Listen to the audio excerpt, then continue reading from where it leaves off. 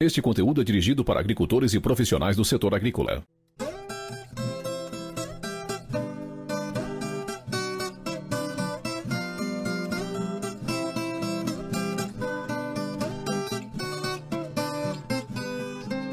Você está ouvindo BASF Agro, um podcast que cultiva legados. Olá pessoal, estamos começando mais um BASF Agro, um podcast que cultiva legados.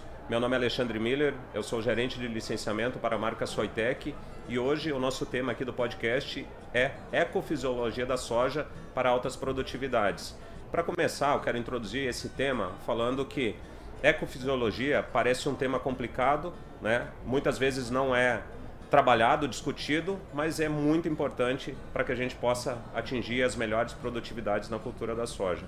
Ecofisiologia da soja basicamente é entender o comportamento da planta, né, da cultura da soja, como ela reage às condições ambientais. Quando eu falo condições ambientais, eu estou falando de temperatura, especialmente temperatura, mas também água, disponibilidade hídrica, nutrientes e solo. Então todos esses fatores interferem no comportamento da planta, na cultura da soja. E a gente precisa entender o comportamento de diferentes variedades, como que elas podem ajudar o agricultor a produzir mais. Então a escolha da variedade é super importante para que a gente obtenha as melhores produtividades e, por consequência, a rentabilidade. Para discutir esse tema, a gente tem hoje a presença de um especialista no tema, o nosso amigo, colega Clayton Stecklin, que é um especialista em melhoramento genético em soja, e ele vai discorrer esse tema aqui com a gente. Então, Clayton, muito obrigado. Gostaria de agradecer o convite, Miller, para a gente estar aqui, trocar um pouco de ideias sobre esse tema e trazer um pouquinho de conhecimento aí para quem nos ouve aí a respeito desses efeitos do clima sobre as plantas.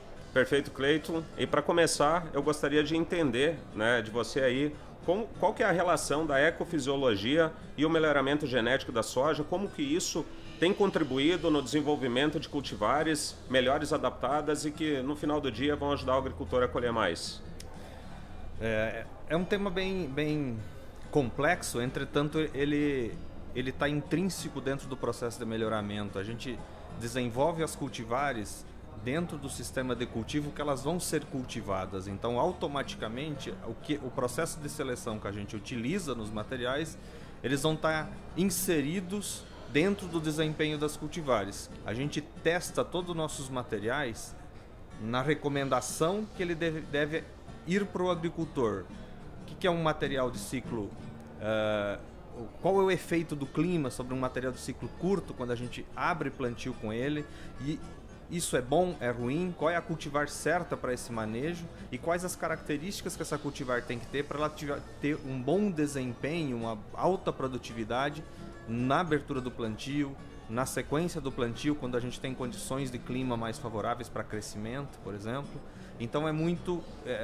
ecofisiologia tem a ver um pouquinho com isso, o comportamento da planta em relação ao ambiente, o que o ambiente impõe sobre a planta. Clayton, então para começar aqui, introduzir o tema ecofisiologia, eu quero começar por uma pergunta que parece básica, mas eu acho que é um tanto complexa também. Na prática, a gente sabe que o produtor, quando está trabalhando no planejamento, né, na escolha das variedades, via de regra, ele posiciona um produto de ciclo precoce ou médio para abertura. Na maioria das vezes o ciclo médio.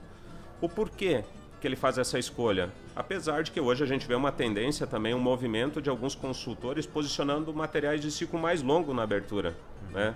Porque a janela também de semeadura, o operacional, hoje está muito forte, então está se invertendo um pouco essa lógica.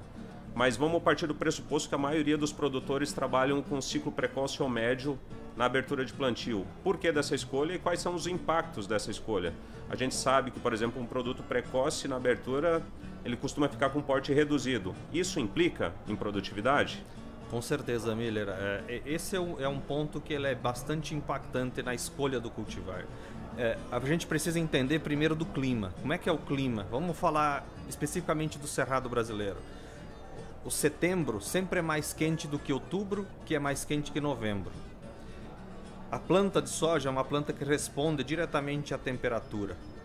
Ela vai ter o ciclo tanto mais acelerado quanto mais quente tiver o ambiente que ela está submetida. Então, como a gente está falando, A nossa janela de semeadura, que começa final de setembro, início de outubro, se as chuvas chegarem, é a janela de semeadura que começa. Se você submeter uma planta de ciclo curto, nessa início, ela vai ter uma temperatura muito alta, ela vai chegar na floração muito rápido.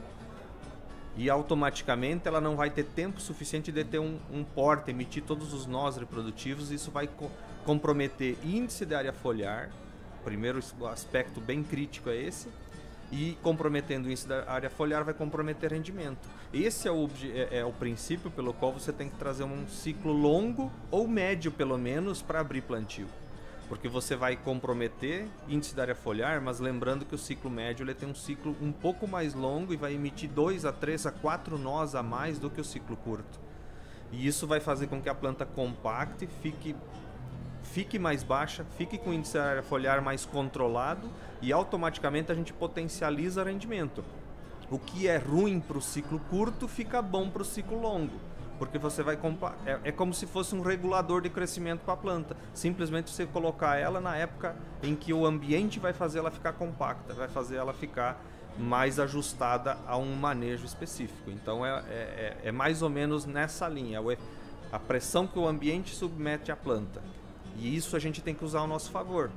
Então, um material médio plantado cedo, porque a gente usa um pouco mais de população do que esse mesmo cultivar plantado 15 dias depois. Justamente porque 15 dias depois você tem um pouco mais de luz e menos temperatura. O ciclo dele não vai acelerar tanto, ele vai crescer mais, ele vai desenvolver folhas maiores e automaticamente você vai ter um índice da área foliar maior. Como é que a gente ajusta esse processo? Tira a população do sistema. A gente bota menos plantas, então a gente compensa esses efeitos do ambiente adicionando plantas ou tirando plantas da recomendação.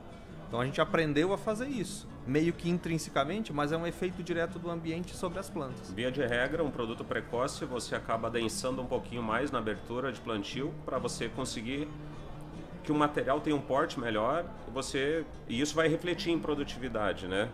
E se a gente trazer, né, para o portfólio da marca Soitec, por exemplo, hoje a gente tem uma situação de 2 produtos muito bem adaptados para a condição de macro-região 3 e 4. Falar do lançamento aqui Soitec 711 e 2X e também Soitec 752 e 2X. Ambos os produtos eles têm recomendação para abertura de plantio. Mas na prática a gente sabe que o produto de ciclo médio, que é a Soitec 752, performa muito melhor na abertura. E aí, esse é o ponto que você falou, o ciclo um pouco mais longo, 3, 4 dias vai fazer a diferença. Vai conseguir crescer um pouco mais, vai colocar maior número, né? Ou melhor, melhorar o índice de área foliar e isso, por consequência, vai refletir em produtividade. E se a gente fizer uma casadinha, então a gente colocaria a Soitec 752 na abertura de plantio, e na janela preferencial, a partir do dia 10 de outubro, por exemplo, a gente entraria com Soitec 711 para explorar o máximo do potencial, né? Perfeito. Acho que é um pouco disso, né? E hoje a gente também vê o movimento de produtos de ciclo mais longo na abertura e está tudo certo. Então acho que esse planejamento vai muito do sistema, né? Do que o produtor está adotando, o sistema de cultivo, né? Qual que é a pretensão dele, pensar se ele considera ou não segunda safra da região que ele está, para que daí sim ele escolha pelo melhor caminho, né, para explorar esses produtos, né? Cleito, aproveitando aqui, quero trazer um ponto sobre altitude, né? A altitude a gente sabe que quando a gente fala de ecofisiologia ele tem forte impacto, né? Primeiro por questão de temperatura, né? Mas a gente sabe que os materiais eles costumam alongar ou encurtar ciclo dependendo da altitude que a gente trabalha. Se você puder discorrer um pouco sobre esse tema, acho que vai ajudar a nossa audiência aí também no posicionamento dos produtos. Perfeito. A altitude, na verdade, ela tem uma implicância direta com temperatura. Ambientes mais altos, regiões mais altas, a temperatura média é menor. A soja, ela responde, a gente acabou de conversar ali, que ela responde diretamente à temperatura. Uma relação que eu trago sempre como que as pessoas têm que levar na cabeça. A cada 1 grau a mais de temperatura, o ciclo de qualquer cultivar vai reduzir em 3 dias. Então, se você tem uma condição normal de 30 graus, essa é a média da região, e nós estiver vivendo um ano que vai estar em 31 graus, a temperatura média que a gente está recebendo do ambiente, a soja vai antecipar o ciclo em 3 dias. Agora, fazer a relação com a altitude. Rio Verde, 650 metros de altitude. Jataí, 750 metros de altitude. São 100 metros, equivale mais ou menos a 1 grau de temperatura a mais no ambiente mais baixo. Ou seja, um mesmo cultivar, uma 711 plantada dia 10 de outubro em Rio Verde, ela vai dar 112 dias, 100 por aí. Se ela for plantada nesse mesmo dia em Jataí, nessa altitude que eu falei, que dá 100 metros a mais, ela vai dar 3 dias a mais de ciclo lá. Simplesmente pelo efeito da temperatura sobre o material. Não tem nem outra variável que vai impactar ela, a não ser temperatura, causado pela altitude.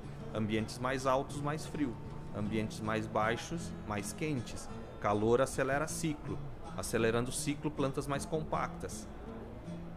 Principalmente em materiais curtos plantados cedo. Onde que a gente sempre tem um pouco de limitação hídrica ainda junto. Aquelas primeiras chuvas que chegam para abrir plantio, nem sempre elas são regulares, né? A gente normalmente é uma chuva a cada 4 dias, 5 dias e o calor intenso naquele meio tempo. Então os materiais curtos sofrem muito nesse ambiente. Perfeito, Cleiton.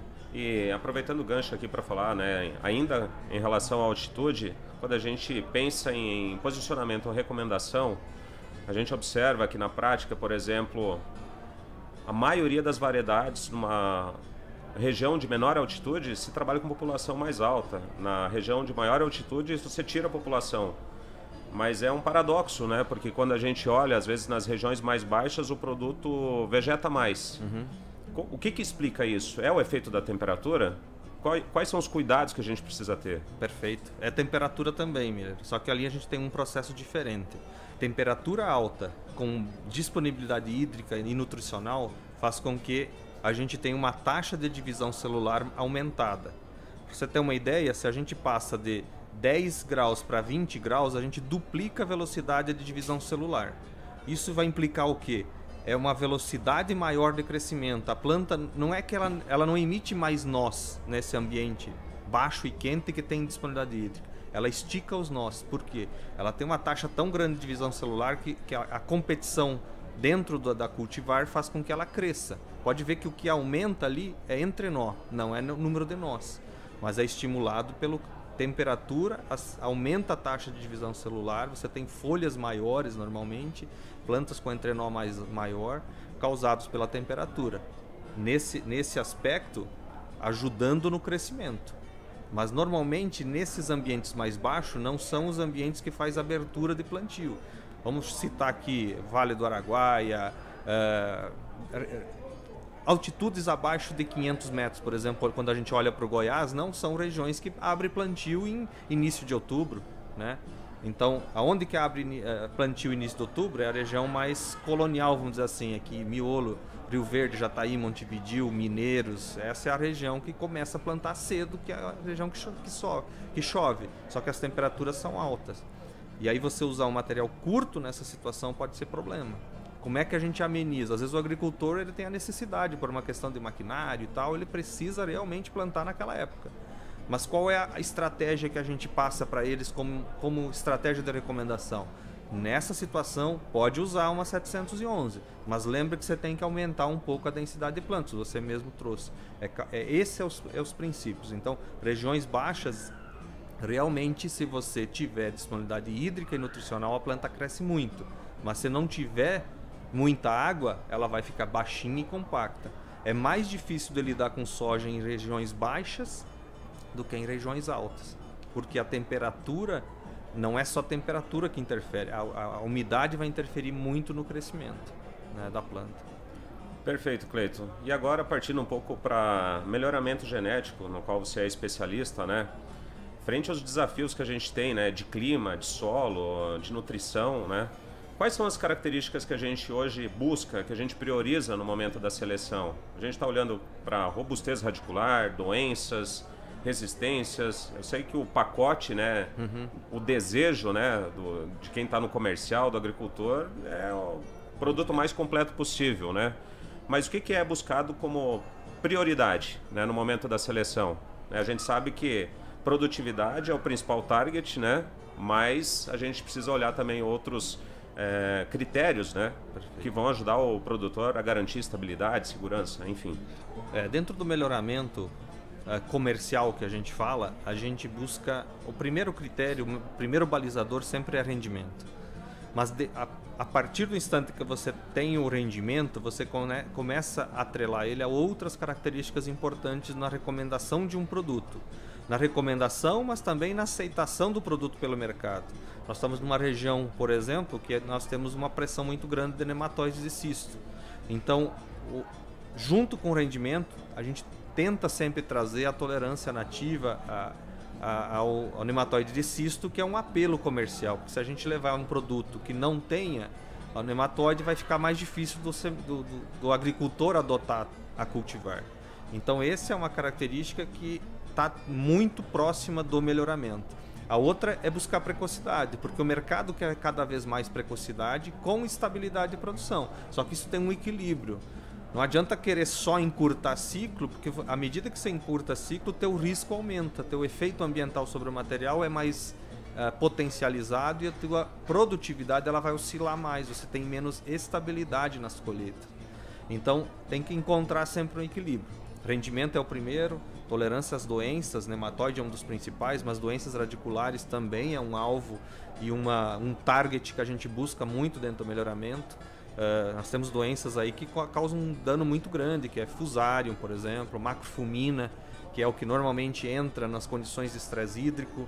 Macrofumina vai lá e detona a lavoura, o grão fica em meia granação, o rendimento cai demais por causa dessas doenças. E nesse aspecto é interessante porque por que a gente recomenda também a 711, mesmo sendo curta para abertura? Porque ela tem uma ótima tolerância a essas doenças radiculares. Então, se a gente pegar um veranícola lá de dezembro, janeiro, que está fechando o ciclo da cultivar, ela vai sofrer menos impactos do clima nesse aspecto, porque ela é tolerante a essas doenças. Então, a gente está sempre buscando estabilidade, tolerância a condições ambientais, mas ela passa muito por doença radicular, qualidade de sistema radicular. Então a gente olha muito dentro do melhoramento para isso também, porque tem que ter rendimento, mas tem que ter rendimento ao longo dos anos. Então a estabilidade e o clima, cada ano é uma peça diferente que chega para a gente. Às vezes é muito quente, às vezes é muito frio, às vezes é mais seco, mais chuvoso, né? E esse é um ponto importante, né, Cleiton? Adotar esse critério na escolha de uma variedade de soja.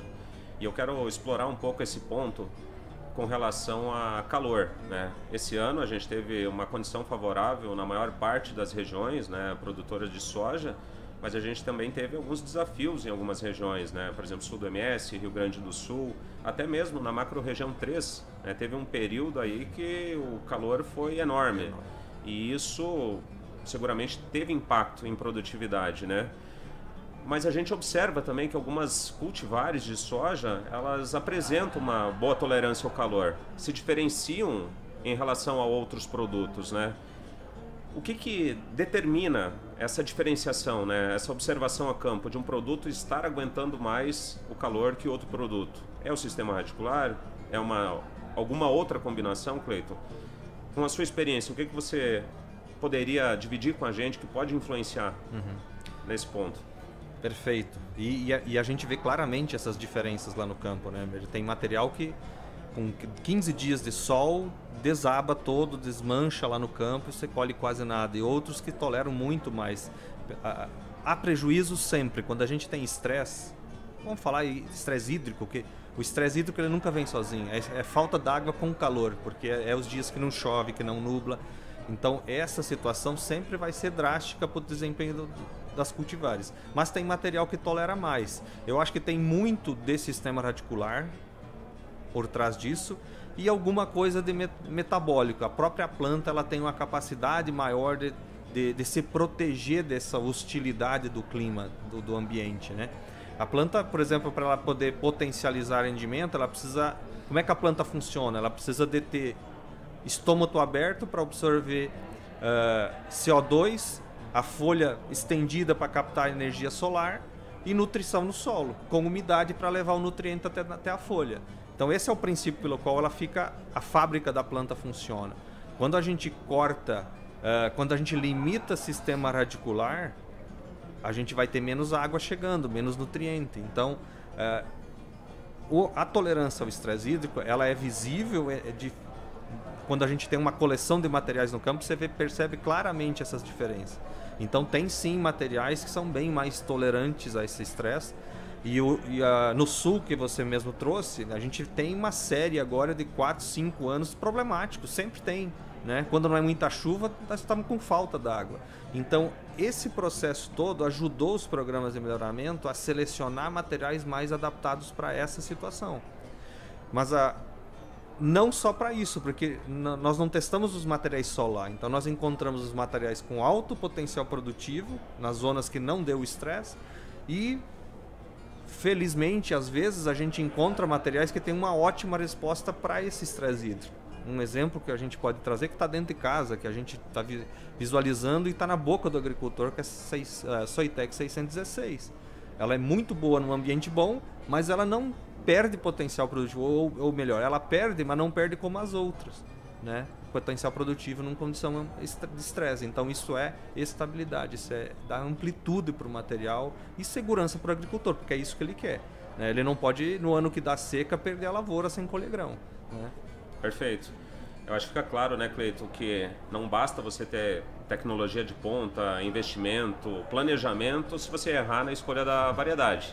Né? Então, entender, conhecer profundamente, né, as opções do mercado em variedade de soja pode fazer toda a diferença, né, no resultado final da soja. Né? Então, acho que esse é um ponto importante e que a nossa audiência precisa cada vez mais estar antenada, sabendo o que está acontecendo, ligada, né, nas novidades, né, nas ofertas, não só aqui de Soitec, né, mas outras alternativas de mercado que possam contribuir para o resultado, para você ter uma produtividade melhor numa situação desafiadora, num ano diferente, né? Porque seguramente a gente não vai ter um ano igual ao outro. Cleiton, a gente falou bastante aqui de temperatura e me surgiu uma dúvida, né, uma observação de campo.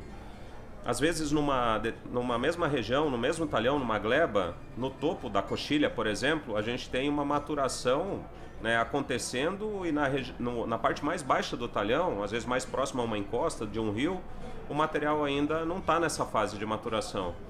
O que explica isso? Na verdade, a gente volta para a temperatura, Miller. É a mesma relação, só que dentro de um microclima. E eu vou dar um exemplo para ti que vai ficar muito fácil de você entender. O que está acontecendo lá naquela gleba do agricultor que dá, às vezes, 300 metros de diferença, 500 metros de diferença do topo da área dele, da gleba, para a beira do rio, onde é que ele também plantou a mesma cultivar. O exemplo bem prático é ar-condicionado. Como é que o ar frio se comporta? Por que o ar-condicionado é instalado na parte alta das casas? Porque o ar frio desloca para baixo. Então, dentro de um microclima, o ar frio não vai estar no topo da gleba. O ar frio sempre vai deslocar para baixo. Principalmente, a gente percebe isso mais à noite. Se você caminhar onde é que você tem menos vento, um pouquinho, você vai caminhar do topo para a base, você vai ver que na beira do rio, onde é que é mais baixo, você vai ter uma temperatura bem mais fria. Então é o mesmo efeito que a gente comentou antes, só que dentro de um microclima isso inverte. O topo da coxilha é mais quente do que a base do rio. Automaticamente vai chegar mais rápido. A temperatura vai agir sobre essa planta, acelerando o ciclo dela. Metabolismo mais rápido, vai maturar antes. E é basicamente o mesmo princípio, só que num microclima inverte a relação que eu trouxe antes de locais bem distantes, aí com altitude diferente, e sempre a maior altitude vai ter uma temperatura mais fria quando a gente fazer isso.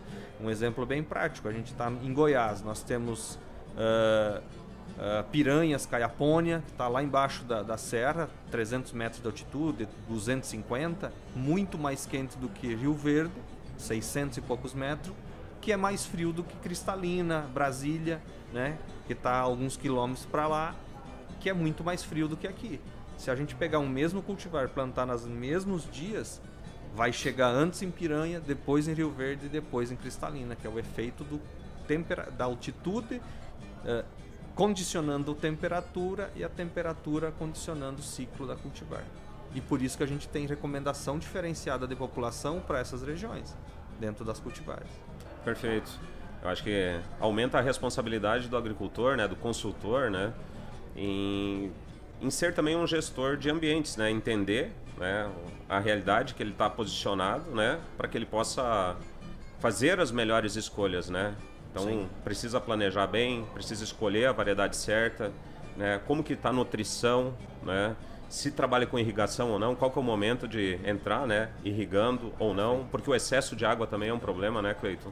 Então, a gente precisa hoje de cercar de todas as ferramentas, né, de informação e entender de fato o que está acontecendo naquela condição, naquele microclima, né, para que daí sim a gente possa ter as melhores respostas, né, dos produtos que foram escolhidos. Cleiton, com relação à água, né, disponibilidade de água também faz parte, né, do nosso tema aqui.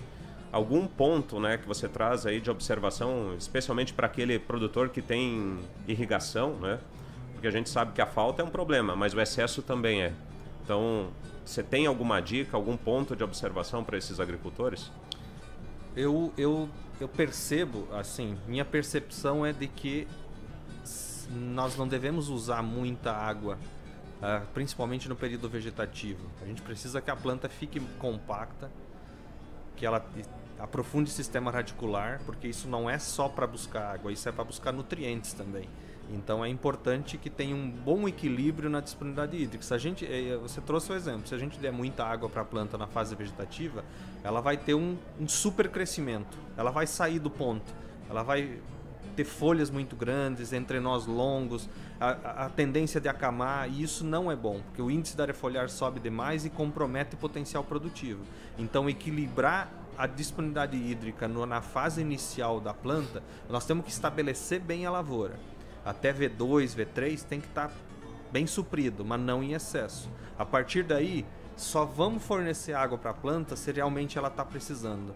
Mas não forneça em exagero, porque é aí que você vai esticar entrenó, folhas muito grandes e vai ter uma competição interna dentro da lavoura, índice da área foliar grande demais, e aí nós não vamos ter um potencial produtivo elevado. Na verdade, é os grandes erros que eu acho que acontecem nesses manejos irrigados. É muita água no período vegetativo. Vamos deixar para dar água para a planta quando ela paralisou o crescimento e ela está enchendo grão, que aí ela precisa de água para encher grão. Também não em excesso, equilibrado, né? Mas eu acho que o grande erro é dar muita água no vegetativo, é aí que tem que ter o cuidado, eu acho.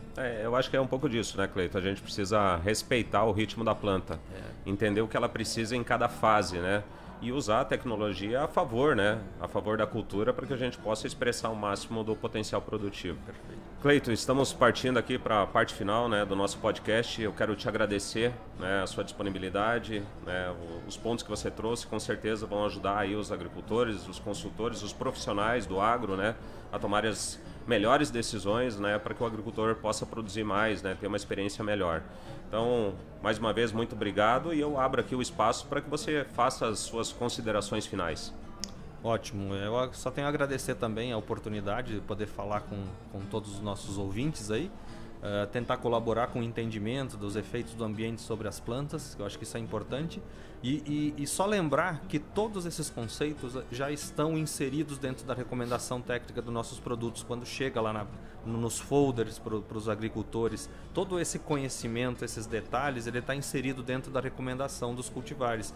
Época de semeadura preferencial, a densidade de plantas preferencial daquela época, já está tudo dentro da nossa recomendação, já é alinhado para que o produtor não erre. Então, se ele seguir o que a gente recomenda, tudo vai estar atendido lá dentro. E a gente vai ter certamente uma lavoura de alto potencial produtivo e a satisfação do nosso cliente de usar nossos materiais.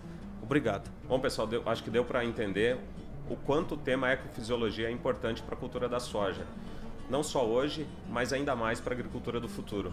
Quando a gente passa a entender de fato a planta, a ecofisiologia, a gente deixa de trabalhar só na intuição e passa a tomar as melhores decisões estratégicas que vão ajudar a produzir mais e melhor.